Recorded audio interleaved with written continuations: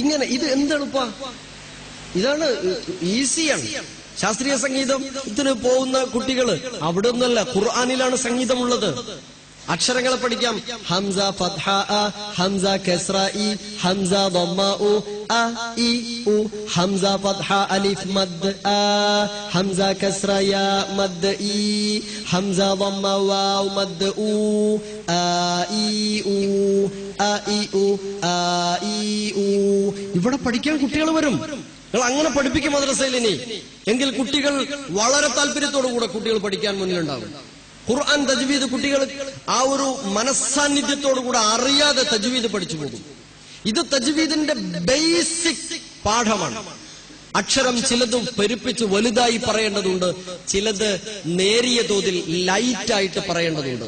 അക്ഷരം ഹെവി ആണെങ്കിൽ അതിന്റെ അലിഫും ഹെവി ആയിരിക്കും. അക്ഷരം ലൈറ്റ് ആണെങ്കിൽ അതിന്റെ അലിഫും ലൈറ്റ് ആയിരിക്കും. സൂറത്ത് മുർസലാത്തിലെ 20 മുതലുള്ള ആയത്തുകളിൽ ശ്രദ്ധേയമായ ചില ഭാഗമുണ്ട്. ഒന്ന്, അലം നജ്അലിൽ അർദ കിഫാതാ അഹ്യാഅൻ വഅംവാതാ വജഅൽനാ ഫീഹാ റവാസിയ ശാമിഖാതിൻ വഅസ്ഖൈനാകും മാഅൻ ഫുറാതാ. വ്യത്യാസം എവിടെയാ? ശാമിഖാതിൻ, ഷീനിനും അലിഫ് തന്നെ, ഖാഇനും അലിഫ് തന്നെ. നമ്മളെ പഴയ ഓത്ത് വജഅൽനാ ഫീഹാ റവാസിയ ശാമിഖാതിൻ, ഷാമിഖ ഷാഖ ഒക്കെ ഒരേപോലെ അല്ല. ആ അലിഫിന് അക്ഷരത്തിന്റെ സ്വഭാവം അലിഫിനും നൽകപ്പെടണം. ശാമിഖാതിൻ وأسقيناكم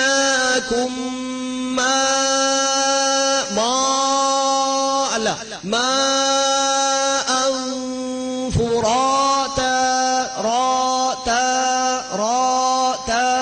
ഈ വ്യത്യാസം. ഒന്ന് ഹെവിയാണ് റാ, അതുകൊണ്ട് അതിന്റെ അലിഫും ഹെവിയാണ്. ഫുറാ ലൈറ്റ് ആണ്, അതുകൊണ്ട് അതിന്റെ അലിഫും ലൈറ്റ്.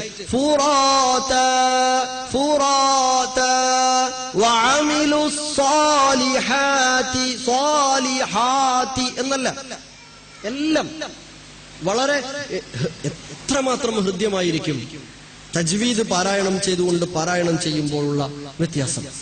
ഇനി അതിന്റെ മദ്ദുകളെ പരിശോധിച്ച് നോക്കുങ്ങള്.